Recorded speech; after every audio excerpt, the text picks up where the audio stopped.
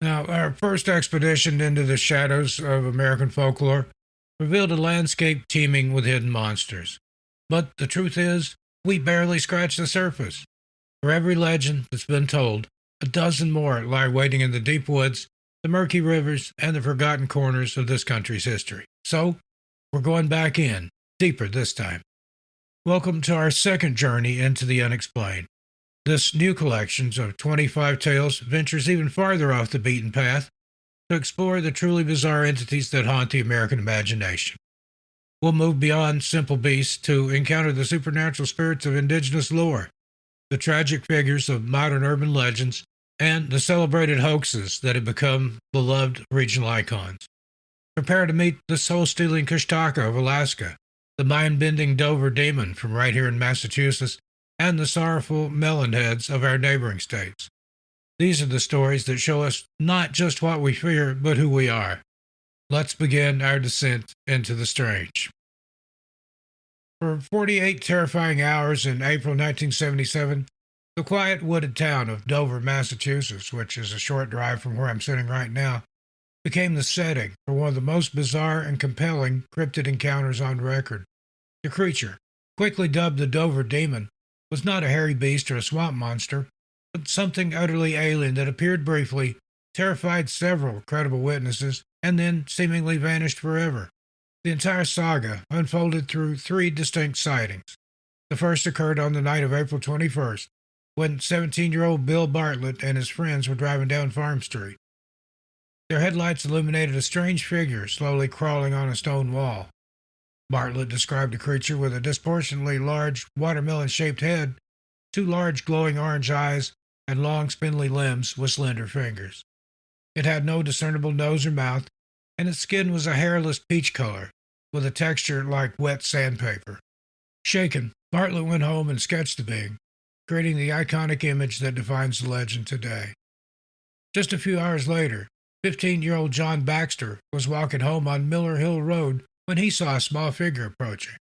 Thinking it was a friend, he called out, but the figure stopped.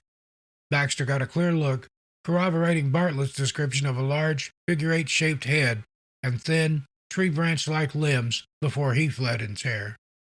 The final sighting came the following night, when 15-year-old Abby Branham saw the creature sitting upright on the side of the road, its eyes now glowing green in the headlights of the car she was in. Cryptozoologist Lauren Coleman investigated the case immediately, finding the teenage witnesses sincere and their separate accounts remarkably consistent. The theories that emerged were as strange as the creature itself. The most popular theory posits that the Dover demon was an extraterrestrial visitor, perhaps a scout or even a lost being, due to his classic gray alien features. However, a more grounded biological explanation has also been proposed: a newborn moose calf. In the spring, a foal moose is exceptionally gangly with a large head, long spindly legs, and an awkward gait as it learns to walk. Seen at night by surprise, its large reflective eyes could appear to glow, and its unfamiliar form could easily be interpreted as something monstrous. So, whether an alien, a misidentified animal, or something else that briefly slipped through the cracks of reality, the Dover demon remains a perfect mystery.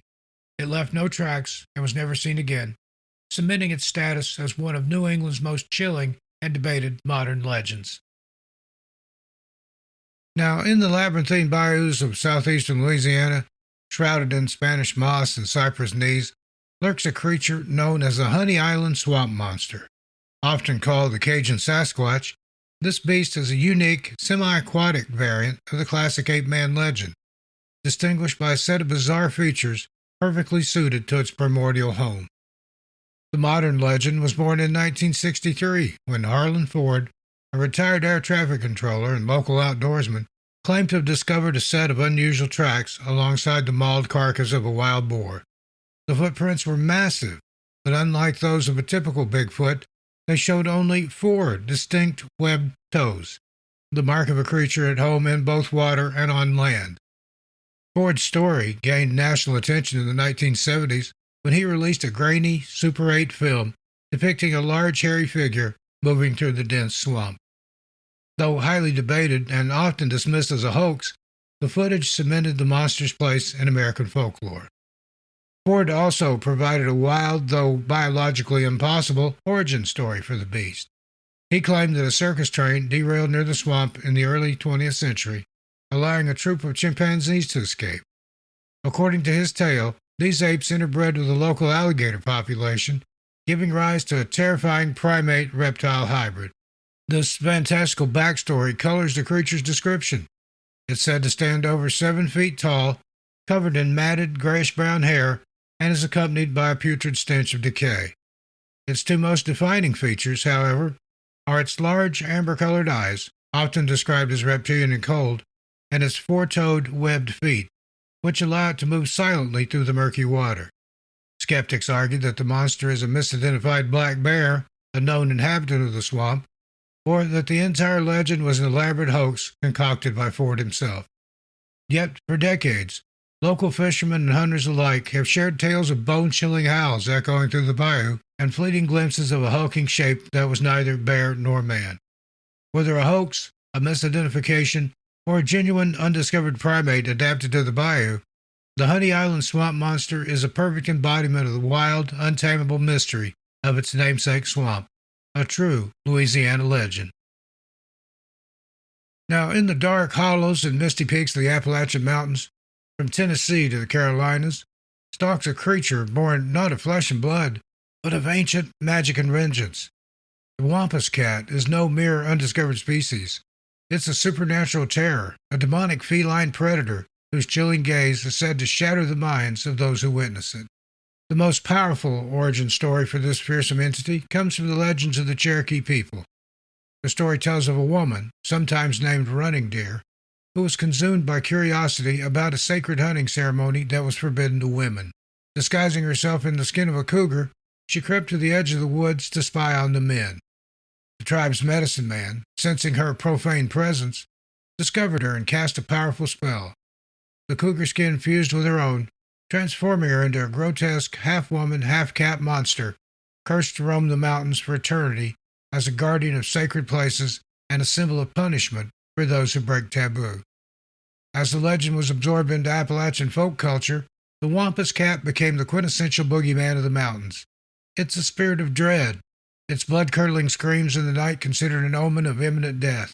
It's described as a massive, panther-like beast, sometimes walking on 4 legs, but sometimes standing unnervingly upright on 2. But its true power lies in its glowing, hypnotic eyes. To meet the gaze of the Wampus cat is to lose one's sanity, to be paralyzed with a primal fear from which there's no escape. Unlike Bigfoot or other cryptids sought by hunters, the Wampus cat is a creature to be avoided at all costs. It represents the vengeful, untamable spirit of the wilderness itself. While modern sightings are often dismissed as misidentifications of the elusive cougar, the legend serves as a potent reminder of the deep-rooted fears associated with the vast ancient forests of the eastern United States. It's a feeling that resonates even here in the old woods of New England where I'm at now. The sense that something ancient, intelligent, and fiercely protective is watching from just beyond the firelight. In the north woods of Wisconsin, specifically in the city of Rhinelander, lives a monster that the locals don't run away from, they celebrate it. The Hodag is not a creature of mystery, but a beloved testament to a legendary prank. It stands as one of America's greatest folkloric hoaxes, a fearsome critter that was willed into existence by a master showman. The story began as a lumberjack tall tale. The original Hodag was said to be the vengeful spirit of cremated oxen, a beast born from the ashes of abused labor. But the legend was forever captured and redefined by a local timber cruiser and notorious prankster named Eugene Gene Shepard. In 1893, Shepard claimed to have hunted and killed the beast. A few years later, in 1896, he announced he had done the impossible. He had captured a live one. Shepard exhibited the captured Hodag at the first Oneida County Fair. In a dimly lit tent, crowds gathered to gaze in awe at the ferocious creature. It was described as having the head of a frog, the grinning face of an elephant, a dinosaur's back, and a spear-tipped tail. The creature, a clever construction of wood, cowhide, horns, and claws, secretly operated by Shepard's sons, would move and growl, terrifying onlookers. The story became a national sensation. The hoax grew so large that it attracted the attention of scientists from the Smithsonian Institution, who announced they were sending a team to Rhinelander to investigate this new species. Faced with being exposed on a national stage, Shepard had no choice but to confess his prank. But the confession didn't kill the Hodag. It immortalized it. The people of Rhinelander embraced the creature that had put their small town on the map. The lie became a cherished truth. Today, the Hodag is the official symbol of Rhinelander. Its grinning, horned visage appears on statues, signs, and murals throughout the city. It's the proud mascot of the local high school, embodying a spirit of Northwood's ingenuity and humor. The Hodag is a rare type of creature, one whose non-existence is the very point of its fame. It represents a uniquely American tradition, not unlike the sort of old-timey boosterism we've seen here in New England. It's a monster-turned-mascot, a prank turned into a pillar of civic identity, and arguably the most famous beast to have ever not roamed the woods of Wisconsin. In the ancient rolling hills of the Ozark Mountains, some legends are not seen, but heard. The Ozark Howler is one such creature, a beast defined by the bone-chilling sound that gives it its name. For generations, travelers and residents in the remote hollers of Arkansas, Missouri, and Oklahoma have reported a cry so terrifying it seems otherworldly, a sound that has become the signature of this dark and mysterious predator. The howl is the heart of the legend. It's described as a complex and horrifying vocalization, beginning as the deep howl of a wolf, shifting into the bugle of an elk, and ending in the manic, laughing shriek of a hyena. This sound, echoing through the hills in the dead of night, has been a staple of regional folklore for over a century, a warning that something ancient and wild still claims the mountains as its own. When the creature is reportedly seen, the descriptions are just as unsettling. Witnesses speak of a large, quadrupedal animal, often as big as a bear, with a stocky body covered in shaggy black or dark red fur. Its most distinct features are a pair of short, stubby horns and piercing, intelligent eyes that glow red in the dark. While some tales, likely legend, claim that frontiersman Daniel Boone himself encountered the beast, the legend's modern form has been heavily shaped and spread through internet folklore. The most compelling scientific explanation for the Ozark Howler points to a known and equally frightening animal, the cougar. While officially considered extirpated from much of the region, transient mountain lions are frequently reported in the Ozarks. The scream of a cougar, particularly a female, is a notoriously terrifying human-like shriek that perfectly matches the unearthly descriptions of the howler's cry. A large, dark cougar glimpsed at night could easily be mistaken for something more monstrous, its ear tufts perhaps being misinterpreted as horns. Like the strange sounds one might hear in the deep woods here in New England on a quiet afternoon, the Ozark Howler serves as a potent symbol for the fear of the unknown. Whether it's a relict population of cougars, an undiscovered species, or simply the ghost of a sound that lives on in stories, the howler's cry remains the chilling anthem of the untamed Ozarks. In the dark woods and on the lonely back roads of the American Midwest, there exists a uniquely disturbing urban legend. This is the tale of the Melon Heads, a story that has sprung up independently in Ohio, Michigan, and Connecticut, each with its own tragic and horrifying backstory. They are not beasts of the deep wilderness, but a cautionary tale of humanity's own cruelty. The Melon Heads are described as small, feral humanoids, with frail, child-sized bodies and one grotesque defining feature: massively oversized, bald, and bulbous heads. According to the lore, they are shy and reclusive, but fiercely territorial, emerging from the woods at night to attack cars or people who venture too close to their domain. Each region's story provides a different, yet thematically similar, explanation for their existence. In the Kirtland area of Ohio, the legend tells of a hospital run by the sinister Dr. Crow who performed cruel experiments, causing heads to swell with a condition resembling hydrocephalus. When the hospital burned down, the surviving melon heads escaped into the surrounding forest to live as feral cannibals. The Michigan version is similar, tying them to an insane asylum near the Saugatuck Woods. The Connecticut legend is perhaps the oldest. It speaks of a colonial-era family accused of witchcraft who fled into the woods to escape persecution. Cut off from society, generations of inbreeding resulted in the hydrocephalic deformities that define them. In every case, the story is one of abuse, isolation, and the creation of monsters on the fringes of society.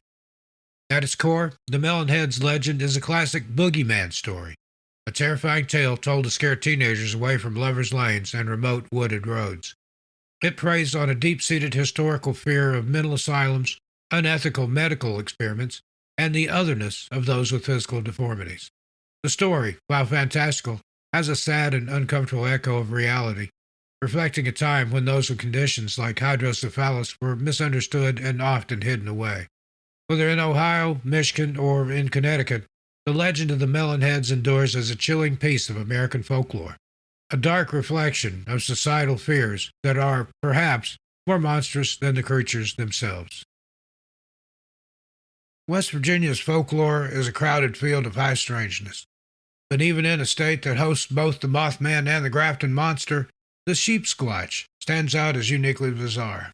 This creature is a chaotic amalgam of different animals, a woolly horned beast that seems perfectly at home in the state's most haunted and remote Appalachian hollers.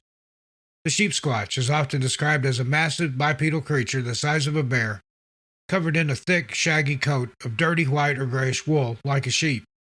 Its bizarre features don't stop there. Witnesses report a long, pointed snout like a raccoon's, but filled with sharp, saber-like fangs. Its head is crowned with horns, ranging from sharp, goat-like points to the thick, curved horns of a ram. Its front limbs end in raccoon-like paws and armed with vicious claws, and its presence is often announced by a pungent, sulfurous smell, like burning brakes or rotten eggs. While tales of a white thing have long been a part of West Virginia's backwoods lore, the modern legend of the sheep squatch was cemented by a wave of sightings in the mid-1990s, particularly in Boone County. In 1994, a former Navy officer and his wife watched a huge white beast standing on its hind legs in the woods before it dropped to all fours and crashed through the underbrush. Other encounters from this period describe campers being terrorized by a screaming, white-furred monster, and locals finding strange tracks and smelling sulfur in the air. Some sightings have even occurred in and around the infamous TNT area in Mason County, the same territory where the Mothman was famously seen. Skeptics propose that the sheep squatch could be a misidentified albino or unusually pale black bear. A large bear can stand on its hind legs, is incredibly powerful, and a severe case of mange could give its fur a patchy, wool-like appearance. This theory, however, fails to account for the prominent horns and pointed snout described in many reports. The sheep squatch feels like a creature that could only come from Appalachia, a land whose ancient rolling mountains stretch all the way up to where I'm at in New England today. It's a rugged patchwork monster from a place where the veil between worlds seems thin. Whether an undiscovered animal or a supernatural entity, the sheep squatch remains one of the mountain state's most formidable and strangest residents. In the scarred and rewilding landscape surrounding Washington's Mount St. Helens, a uniquely modern monster is said to have been born. The Batsquatch is a creature whose legend is inextricably linked to the cataclysmic volcanic eruption of 1980. Part Sasquatch, part colossal bat, it's a terrifying hybrid that embodies the violent, primordial power of the Pacific Northwest. Now, according to the lore, the eruption that blew the top off the mountain either created the Batsquatch through mutation or, more commonly, blasted open a subterranean cavern, releasing a creature that had been imprisoned for ages. In the immediate aftermath, rescue workers and loggers reported seeing a massive winged shape soaring through the ash-choked skies, giving birth to the legend. The creature is described as a 9-foot-tall hominid with a muscular, ape-like body covered in purplish or bluish-brown fur. Its most startling feature, a pair of enormous, leathery bat wings that are said to span up to 50 feet. It has a wolf-like face with sharp fangs and piercing, intelligent eyes that glow yellow or red depending on the story you hear. The most famous encounter occurred in April 1994 when a young man named Brian Canfield was driving near Lake Kapowsin. His truck engine suddenly died, and a moment later, the Batsquatch landed on the road before him. He watched in terror as the 9-foot-tall beast stared at him for several minutes before launching itself back into the sky. The moment it was gone, his truck's engine turned over without a problem. Now, skeptics suggest that the Batsquatch is a modern tall tale, a piece of folklore created to personify the eerie post-apocalyptic landscape of the Mount St. Helens blast zone. Eyewitness sightings are often attributed to misidentifications of large birds like great horned owls or blue herons, seen under stressful conditions and poor visibility. The story of a monster being unleashed from the underworld by a volcanic eruption is also a classic mythological trope found in cultures worldwide. More than 45 years since the eruption that spawned its legend, the Batsquatch remains one of America's most imaginative cryptids. It's a monster for a new era, born not from ancient superstition, but from ecological disaster. Whether a genuine entity released from the fiery heart of a volcano or a powerful symbol of nature's fury, the Batsquatch continues to cast its leathery shadow over the recovering mountain. Now, the Pacific Northwest is home to one of the most compelling and scientifically debated marine cryptids in the world, the Cadburosaurus, known affectionately as Caddy.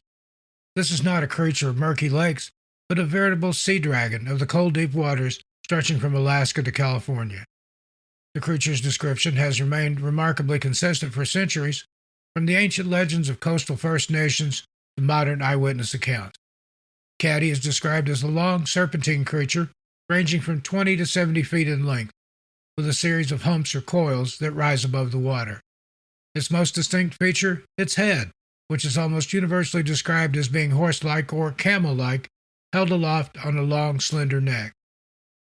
While sightings were common among sailors and locals for years, the legend solidified in the 1930s, when numerous credible witnesses, including a major in the British Columbia government and his wife, came forward with their accounts. It was then that a local newspaper editor coined the name Cadburosaurus after its frequent appearances in Cadburo Bay. The most tantalizing piece of evidence emerged in 1937. Whalers at Naden Harbor in the Queen Charlotte Islands discovered a strange 10-foot carcass inside the stomach of a sperm whale. Photographs were taken of a creature that perfectly matched Caddy's description, a long serpent-like body with a horse-like head, fins, and a fluked tail. Tragically, before scientists could formally study the remains, the carcass was either lost or discarded, leaving only the haunting photographs as evidence. The Caddy legend took a significant step from folklore to science in 1995. After analyzing hundreds of consistent sightings, oceanographer Dr. Paul LeBlanc and zoologist Dr. Edward Bosefield published a formal scientific description of the creature, giving it the zoological name Cadburosaurus wilsey. Skeptics, of course, maintain that sightings are likely misidentifications of known animals like giant oarfish, grilled sharks, or even lions or swimming sea lions. Still, the combination of consistent historical accounts, the mysterious 1937 carcass, and serious academic attention makes the Cadburosaurus one of the world's most convincing cryptids. Caddy remains a powerful symbol of the vast unexplored mysteries that still swim, just out of sight, beneath the waves of the world's oceans. Now, right here in Massachusetts, along the historic coastline of Cape Ann, lies the tale of one of America's oldest and most well-documented cryptids, the Gloucester sea serpent. Long before Bigfoot or Mothman, this creature sparked one of the nation's first great monster flaps, an event so convincing it prompted a formal scientific investigation. The story reached its peak in the sweltering summer of 1817. For several weeks in August, the harbor of Gloucester was visited by a massive, dark, snake-like creature estimated to be between 60 and 100 feet long. This was no fleeting glimpse. The beast was witnessed by hundreds of credible people, fishermen, merchants, and families who gathered on the shore with spyglasses. Their sworn testimonies, collected at the time, were remarkably consistent. They described a creature with a head like a horse or a sea turtle held high above the water, moving with incredible speed. Most uniquely, it progressed with a distinct vertical undulation, like a caterpillar, rather than the side-to-side motion of a snake. The sightings were so numerous and reliable that the prestigious New England Linnean Society of Boston launched an official inquiry. They traveled to Gloucester and gathered signed affidavits, creating a detailed report that stands as a pioneering work of cryptozoology. Their investigation, however, took a famous and unfortunate turn. A local farmer killed a 3-foot-long black snake that had a strange, bumpy deformity along its spine. Eager for a specimen, the society hastily declared the snake to be a juvenile of the great serpent, giving it the scientific name Scoliophus atlanticus. When it was later identified as a simple deformed snake, the scientific community's embarrassment unfairly overshadowed the hundreds of consistent eyewitness accounts of the much larger creature in the bay. Skeptics have since suggested the sightings were misidentifications of a pod of dolphins or porpoises swimming in a line, which could create the illusion of a single humped creature. Still, though, the sheer volume of witnesses and the consistency of the details, particularly its strange method of swimming, make the Gloucester sea serpent a profound historical mystery. It's fascinating to think that just a couple of hours east of me here, our local waters were the stage for a legend that continues to puzzle historians and scientists, a true monster of the Commonwealth. In the vast temperate rainforest of southeastern Alaska, there exists a legend of a creature far more insidious than any simple beast. This is the domain of the Kushtaka, or Kushtaka, the land otter people of Tlingit and Tsimshian folklore. These are not animals to be tracked, but malevolent shapeshifters that hunt humans by preying on their compassion. The Kushtaka are said to be supernatural beings that are part human and part otter, able to shift between forms. In their natural state, they're described as furry, otter-like humanoids, but their true power lies in their ability to appear as anyone or anything they choose. Their most terrifying and effective lure is to mimic the sound of a crying baby or a screaming woman, a noise that is almost guaranteed to draw a lost or concerned person deeper into the unforgiving wilderness. Once a victim is lured away from safety, the Kushtaka reveal their true nature. What happens next is a fate often considered worse than death. According to the lore, the Kushtaka do not simply do away with their victims, they steal their souls and transform them into another Kushtaka. The human is trapped, doomed to an eternal half-life as a monstrous predator, forced to prey upon their own kind to add to the Kushtaka's numbers. At its core, the Kushtaka legend is a powerful and vital cautionary tale, a supernatural personification of the very real dangers of the Alaskan wilderness. This is a land where a wrong turn can lead to hypothermia, where the sound of the wind or a trick of the light can disorient even a seasoned woodsman. The story of the Kushtaka is a stark warning. Do not follow strange sounds. Be wary of who you trust, and understand that your own humanity can be used as a weapon against you. Unlike many cryptids that might be explained away as a misidentified bear or a local prank, the Kushtaka is a deeply ingrained spiritual belief. It's a chilling reminder that in the great wild places of this continent, there are legends far older and more dangerous than Bigfoot, entities that don't just frighten you, but seek to consume your very soul. While many of the strange beasts we've discussed are creatures of shadow and fleeting eyewitness accounts, the Shunka Warakin of the Montana Plains is different. This is a cryptid with a body, a strange taxidermied specimen that sits behind glass, challenging the line between folklore and zoology. The legend originates with the Iowa people, whose name for the creature, Shunka Warakin, translates to carries off dogs. They described a powerful wolf-like beast, but one with a distinctly non-lupine appearance. High withers, a sloping back like a hyena, and a reputation for boldly raiding camps and farms to kill livestock and, true to its name, dogs. For years, the creature remained a piece of regional folklore. That changed in 1886. A rancher in Montana's Sun River Valley named Israel Ammon Hutchins shot and killed a bizarre animal that had been terrorizing the area. It was wolfish, but its shaggy dark coat, powerful shoulders, and strange snout were unlike any known native canine. Instead of discarding it, Hutchins did something remarkable. He had it preserved by a taxidermist. This mounted creature, which came to be known as Ringdokus, was displayed for decades at a general store and museum in Ennis, Montana. It became something of a local landmark, a physical manifestation of the old legends. For much of the 20th century, the specimen's whereabouts were unknown to the wider world, and it was feared lost. However, in 2007, it was revealed to be safe in the possession of Hutchins' grandson and has since been put on public display. The existence of a physical specimen has allowed for modern scientific analysis. DNA testing was performed on hair samples, and the results were both clarifying and confounding. The test suggested the creature was a member of the wolf family, likely a unique hybrid or a now extinct genetic variant. It was not a wholly new species or a surviving prehistoric beast. Yet, the DNA doesn't fully explain the animal's strange hyena-like body structure, which remains an anatomical puzzle. It's remarkable to consider. Unlike the purely spectral tales we sometimes hear coming out of the woods, the Shunka Warakin is a legend you can go and see. It's a tangible mystery, a furry enigma that proves sometimes the strange beasts of folklore actually leave something of themselves behind. The sweltering subtropical wilderness of the Florida Everglades is home to a legend of a different nature entirely, the skunk ape. As its name bluntly suggests, this southern cousin of Bigfoot is defined by one overwhelming characteristic: an unholy, eye-watering stench that hangs in the humid air long after the creature has vanished. The skunk ape is described as a large bipedal hominid standing 6 to 7 feet tall.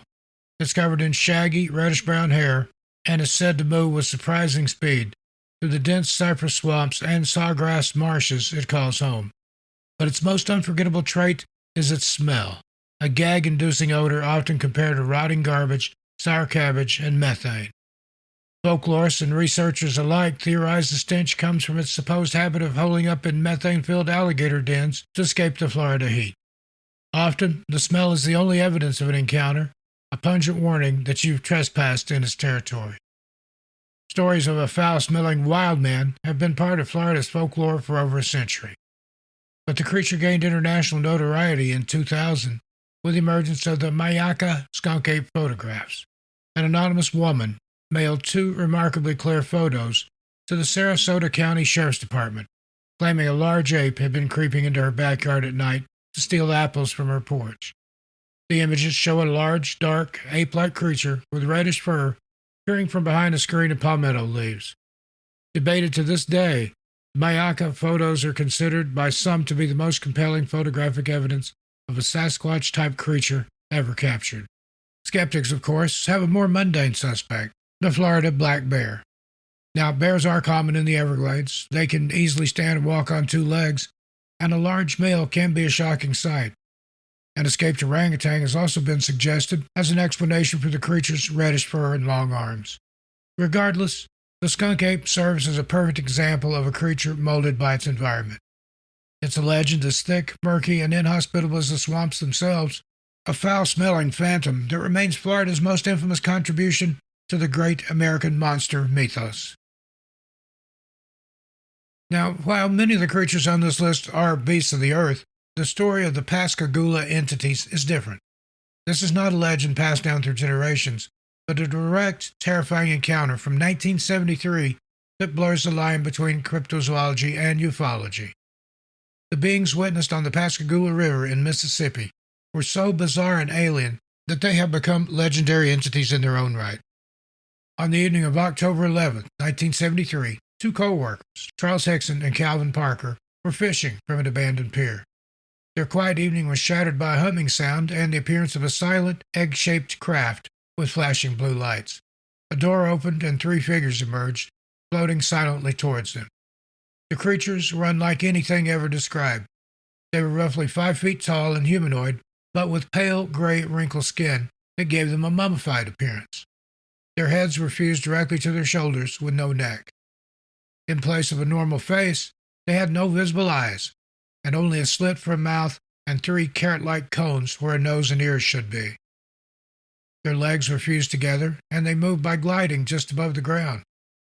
Most unnervingly, their arms ended not in hands, but in large, robotic, crab-like pincers. Overcome with fear, Parker fainted. Hickson was paralyzed as 2 of the beings seized him and floated him aboard their craft. Inside, he was subjected to a terrifying examination by a large mechanical eye that scanned his body. After roughly 20 minutes, the 2 men were returned to the riverbank and the craft vanished. What makes this case so compelling is what happened next. The men, in a state of genuine panic, reported the incident to the local sheriff. Skeptical, the sheriff left them alone in a room with a hidden tape recorder. Instead of catching them concocting a hoax, which he figured he would, the tape captured the raw, whispered terror of 2 men trying to process an unbelievable event, with Hickson trying to calm the praying, weeping Parker. This secret tape convinced investigators, including famed UFO researcher Dr. J. Allen Hynek, that the men were indeed telling the truth. The Pascagoula encounter remains one of America's most credible and deeply strange encounters. It's a chilling reminder that sometimes the most inexplicable creatures don't crawl from our woods, but descend from our skies. It's hard to imagine the sheer vertical danger of the Colorado Rockies, but it was in that jagged mountainous landscape that 19th century miners and lumberjacks, as a way to cope with their perilous environment, invented one of America's most wonderfully absurd monsters, the slide rock bolter. This creature is a classic fearsome critter, a tall tale born of imagination and dark humor. The bolter is described as a colossal whale-like beast with an immense mouth, tiny eyes, and a special adaptation for its mountain home, a powerful tail that ends in a set of grappling hooks. Using this tail, it anchors itself to the summit of the steepest mountains, often those with a slope of 45 degrees or more, and patiently waits. The bolter's hunting method is a masterpiece of gravitational efficiency. When it spots its preferred prey, usually an unsuspecting tourist clad in a plaid shirt at the bottom of the valley, it releases its tail.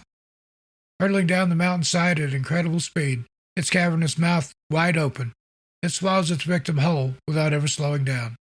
The momentum from its descent carries it up the opposite slope, where it deftly hooks its tail onto a new peak and settles in to wait for its next meal. Now, of course, the slide rock bolter is not a biological reality, but a brilliant piece of folklore nonetheless. It's a darkly humorous personification of a very real and sudden danger in the Rockies, landslides, and avalanches. For the men who worked in these mountains, the ever-present threat of the earth giving way beneath them was a daily reality.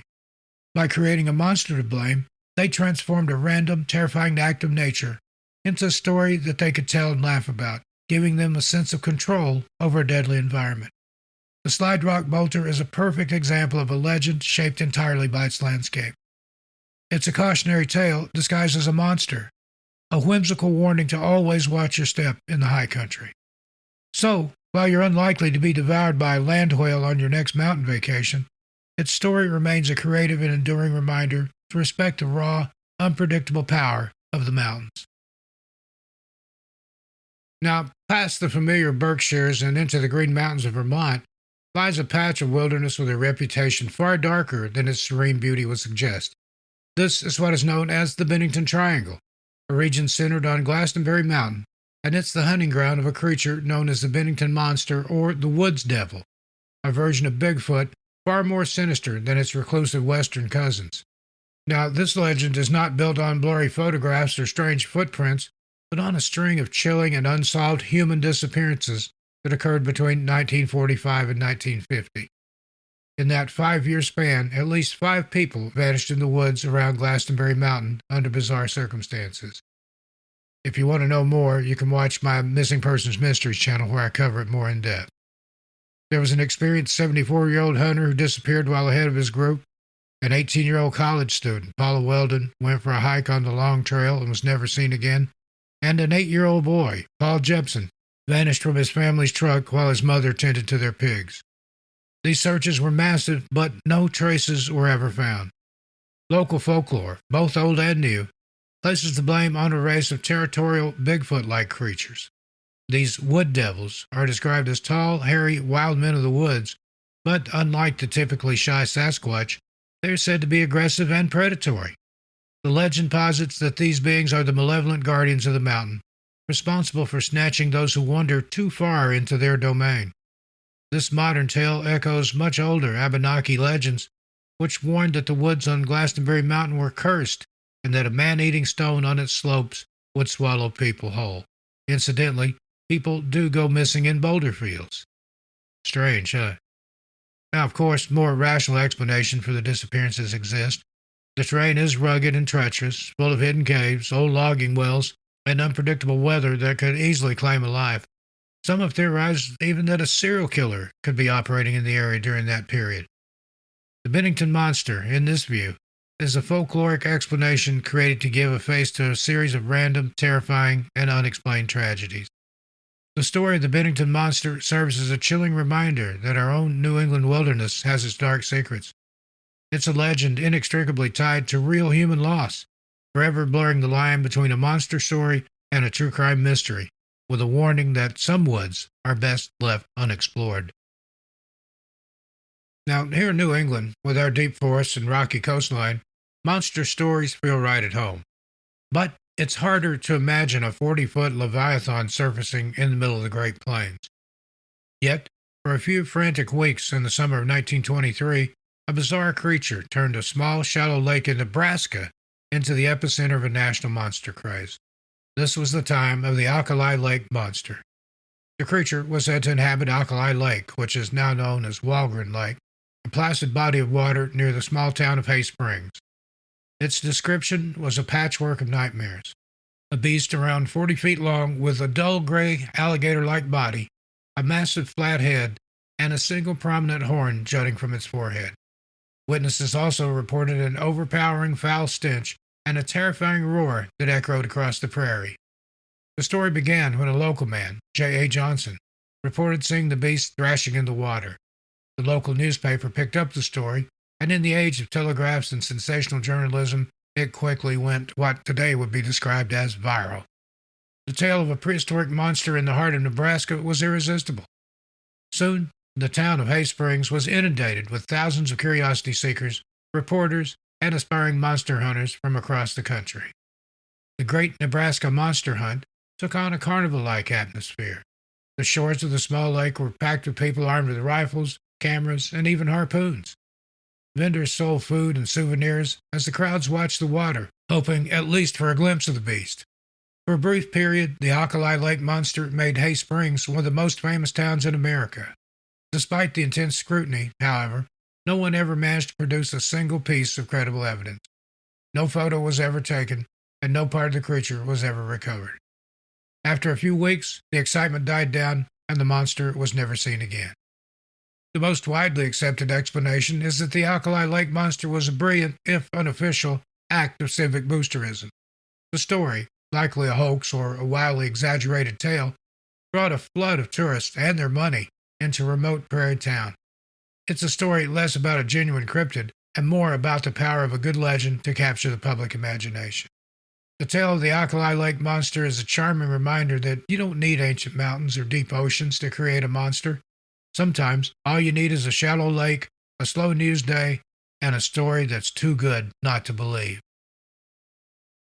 Now, from the same tradition of lumberjack tall tales that gave us Pennsylvania's weepy Skunk, comes a far tougher but equally bizarre beast from the Pacific Northwest, the Gumbaroo. This fearsome critter, said to haunt the forest near Idaho's St. Joe River, is a perfect example of the wildly imaginative stories told to pass the time in isolated logging camps, a tradition that would have been familiar to the old woodsman anywhere in our great nation. The Gumbaroo is described as a large, stout, and often hungry bear-like creature. Its most remarkable feature is its skin.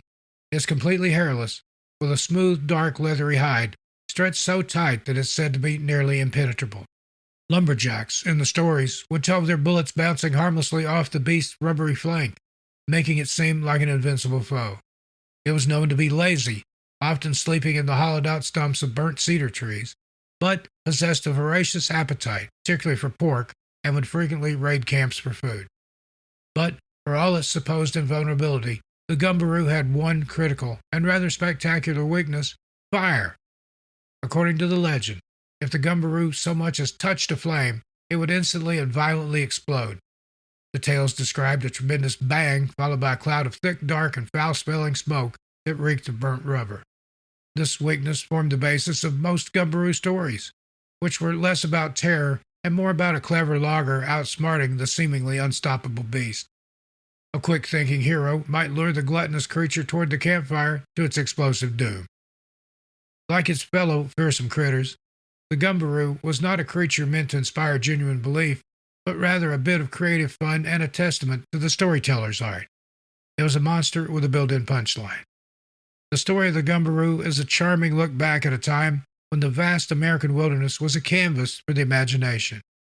It's also a reminder that the deep woods have always been fertile ground for stories, whether they be terrifying phantoms or of leathery, exploding bears. In the ancient Appalachian Mountains, there's a legend from the Cherokee people of a creature far more terrifying than any simple beast. She is known as Spearfinger, or Utalunta, a powerful stone-skinned witch who preys upon the most vulnerable. Spearfinger is a master of deception. Her greatest power is the ability to shapeshift, allowing her to take the form of anyone she chooses. Most often, she appears as a loving grandmother or a familiar aunt, a disguise that she uses to approach children who have wandered away from their homes or disobeyed their parents. In her true form, however, she is a horrifying old woman whose skin is solid, impervious to any normal weapon. Her name comes from her most terrifying feature. The forefinger on her right hand is a single, sharp shard of stone, as hard and deadly as an obsidian spear. When she finds a child alone, she uses her disguise to comfort them and lull them into a false sense of security. Then, she uses her stone finger to painlessly extract their liver, which she then devours. Frightening to think about. At its heart, the story of Spearfinger is a potent cautionary tale, a vivid and terrifying warning to children to stay close to their community and to be wary of strangers, even those with a familiar face in an unfamiliar place. Spearfinger is the ultimate boogeyman, a monster that embodies the dual threats of the dangers hidden in the wilderness and the betrayal of trust. The Cherokee legends also tell of her eventual demise. The people of a village worked together to dig a pitfall trap, luring the witch into a great fire. Through cleverness and courage, the warriors were able to discover her only weak spot, her heart, which was in the palm of her hand, and destroy her. So, the tale of Spearfinger resonates with a primal fear. It's a reminder that the oldest and most unsettling American monsters are often not beasts at all, but figures from deep folklore, designed to teach, to warn, and to embody the darkest anxieties of the human experience. Now, the world of cryptids is full of strange beasts, but the Ahul is a true geographical puzzle. It's a creature that seems to exist in two impossibly distant places, the dense tropical jungles of Indonesia and, somehow, the rugged Ozark Mountains of Arkansas and Oklahoma. This giant winged predator is defined by its terrifying namesake cry, a sound that is echoed in two different hemispheres. The legend was born in 1925, when the respected naturalist Dr. Ernest Bartels was exploring a waterfall on the island of Java. Suddenly, a colossal bat-like creature with a 10-foot wingspan flew over his head. He described it as having the head of a monkey with a flat humanoid face, large dark eyes, and a body covered in short gray fur. As it disappeared, it let out a deafening, piercing cry that sounded like Ahul, and the name stuck. For decades, the Ahul was considered a uniquely Indonesian cryptid. Then a strange thing happened. Reports began to surface from the remote corners of the Ozarks, describing a creature with a nearly identical profile. Witnesses in Arkansas and Oklahoma told of a massive winged beast with a monkey-like face and a haunting cry that terrified them in the night. The parallels were too specific to ignore, leaving cryptozoologists to wonder. Could a related species of giant predatory bat or flying primate exist in North America? The most compelling skeptical explanation for these sightings, both in Java and the Ozarks, is the misidentification of a large owl, particularly the great horned owl.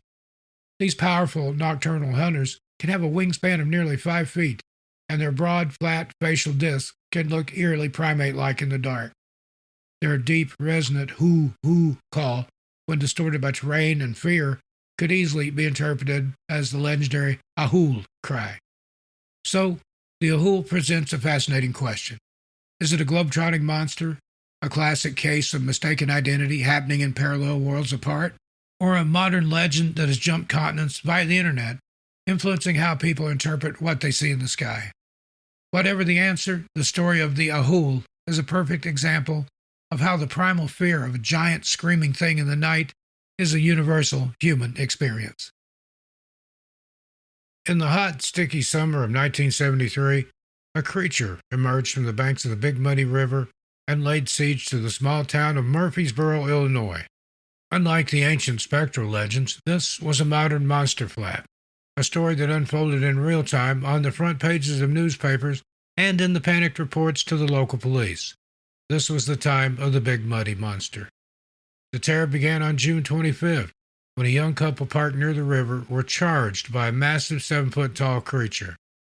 They described it as being covered in matted, light-colored fur caked with river mud, letting out a horrific high-pitched scream as it crashed through the brush. They reported the incident to the police, who found a set of large, human-like footprints, lending a startling credibility to their tale. The story escalated 10 days later. The monster appeared in a residential backyard, seen by a family and their neighbors as it ran through their property. The town's fear boiled over. The local police chief, at the time, Toby Berger, did something remarkable. He organized a massive official monster hunt. A large posse of armed officers and citizens plunged into the woods, following the creature's tracks and the sound of its terrifying shrieks.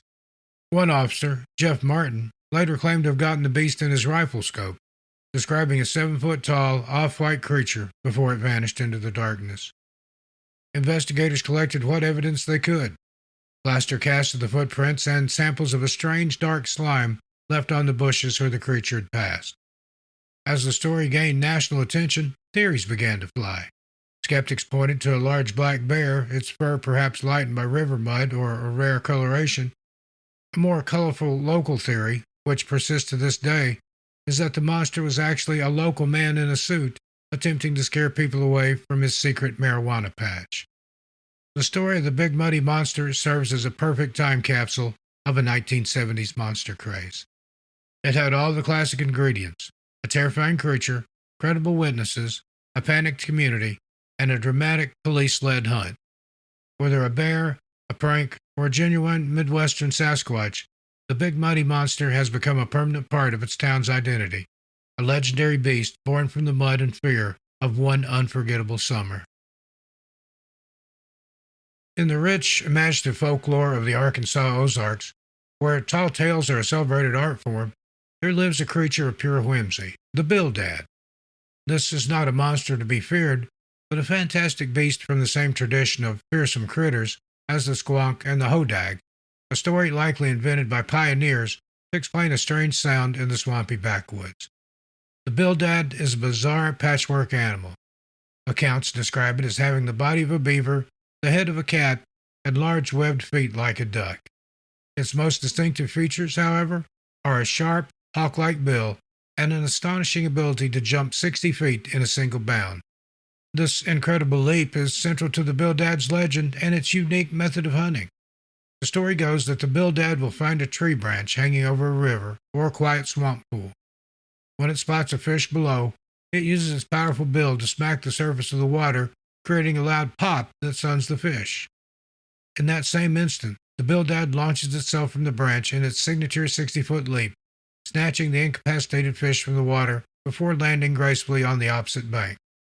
Unlike the more serious historical legends we might find other places, the buildad was almost certainly never meant to be believed as a real animal. Instead, it serves as a classic folkloric purpose, to provide a creative and entertaining explanation for a common but mysterious natural phenomenon. Anyone who has spent time in a quiet swamp or by a still river has heard them, those sudden loud popping or slapping sounds with no obvious source. These noises, likely caused by escaping marsh gas, submerged logs shifting, or even beavers slapping their tails, were given a fantastic origin story in the form of the buildad. The tale of the buildad is a charming reminder of the playful side of American monster making. It's a creature born not from fear, but from a creative impulse to make the world a more interesting place and to spin a good yarn around the campfire. It represents a time when any strange sound in the wilderness was an opportunity to invent a story, each one more imaginative than the last. In the massive estuary of the Chesapeake Bay, there lives a modern and gentle aquatic legend, Chessie. The beloved monster of Maryland and Virginia, Chessie is a classic sea serpent whose story is defined not by terror, but by compelling video evidence and a fascinating biological puzzle. Unlike fearsome sea dragons, Chessie has always been described as a shy and peaceful creature. Witnesses have consistently reported a long, dark, snake-like animal between 25 and 40 foot in length, moving through the water with a smooth, undulating motion that creates a series of humps. For decades, sightings were anecdotal, the stuff of local marina chatter. But that all changed on May 31, 1982. A man named Robert Frew was enjoying a picnic with his family on the shore of Kent Island, Maryland, when they spotted a large, strange creature swimming in the bay. Frew grabbed his home video camera and began filming. The resulting footage, though grainy, is remarkably clear. It shows a long, dark object moving with a distinct caterpillar-like vertical motion, unlike any known snake or mammal. The Frew footage became the cornerstone of the Chessie legend. It was analyzed by zoologists and paleontologists at the Smithsonian Institution. After careful study, They concluded that the object in the video was indeed a living animal, but they could not definitively identify it. They suggested it could be an out-of-place tropical mammal, but the mystery officially remains unsolved. For years, the identity of the creature in the fruit tape was a source of intense speculation. Then, in 1994, a key piece of the puzzle fell into place. A West Indian manatee was rescued from the cold waters of the Chesapeake, far north of its typical Florida habitat. This discovery provided a powerful explanation for the Chessie phenomenon. A manatee swimming just below the surface, with its snout, back, and tail breaking the water in succession, could easily create the illusion of a single, long, humped, serpentine creature to an observer unfamiliar with the animal. The story of Chessie is a perfect example of a modern legend in action. It's a tale that evolved from eyewitness accounts to video evidence and, finally, to a likely, if less exciting, possible scientific explanation. Whether a true sea serpent or just a lost manatee, Chessie has gently swum her way into American folklore. In the cold, deep woods of the Great Lakes region and the northern forest, there's a legend far older and more terrifying than any simple beast. It's a story that belongs to the Algonquin peoples, a cultural family whose history is woven into the very land. This is the legend of the Wendigo, a malevolent spirit that embodies the horrors of winter, starvation, and the ultimate human taboo, cannibalism. The Wendigo is not an animal to be hunted. It's a supernatural entity and a curse. While modern pop culture often depicts it as a monster with a deer skull for a head, the original folklore describes something far more chilling. The Wendigo is a gaunt, emaciated giant, impossibly tall and skeletal thin. Its skin is the ashen gray of death, pulled taut over its bones, and its eyes are sunk deep in their sockets. It's a walking personification of famine, its tattered lips stained with blood from its insatiable hunger for flesh. The true horror of the Wendigo lies in how it's made. A person can become this monster in one of two ways. They can be possessed by the free-roaming spirit, often during a time of great hardship, or they can be transformed by committing the act of cannibalism. The legend teaches that those who consume flesh, even to survive, are themselves consumed by the insatiable, greedy spirit of the Wendigo, doomed to an eternity of ravenous hunger. This belief was so powerful it manifested as a recognized cultural-bound condition known as Wendigo psychosis, where individuals would be gripped by an intense fear of becoming cannibals. This story served as a vital social tool for survival in the brutal northern winters. It was a powerful cautionary tale against greed and selfishness, reinforcing the need for community and cooperation when resources were at their most scarce. The Wendigo was the ultimate consequence for putting oneself before the tribe. The tale of the Wendigo resonates with the primal fear of the deep, cold woods. It's a profound American legend, a complex figure that is part spirit, part cautionary tale, and part psychological phenomenon. It reminds us the most enduring monsters are often not beasts of fur and claw, but the personification of our own darkest capabilities. The warm, murky blackwater currents of Georgia's Altamaha-ha River, a sprawling waterway, once called the Little Amazon, has a creature of its own. It's in these southern waters that a gentle giant of American folklore is said to swim. Affectionately known as Alti, the Altamaha-ha, as the indigenous called it, is a beloved river monster whose legend stretches back for centuries. This creature's story begins with the Muskogee, or Creek peoples, who held a deep reverence for the river and spoke of a massive snake-like beast that dwelled in its depths. Sightings by settlers and lumbermen continued through the 19th and 20th centuries, all describing a similar creature. Alti is said to be a serpentine animal, 20 to 30 feet long, with a greenish-gray body, a bony ridge down its back, and large forward-facing eyes. Unlike many sea serpents, it's described as having two small flippers near the front of its body, suggesting a more reptilian or mammalian form. Despite its imposing size, the Altamaha-ha is almost universally described as a shy and peaceful creature. It's a reclusive denizen of the deep, a mysterious part of the river's ecosystem, rather than a threat to those on its banks. The general nature has made Alti a cherished piece of local folklore in southeastern Georgia, where it's been embraced as a regional mascot.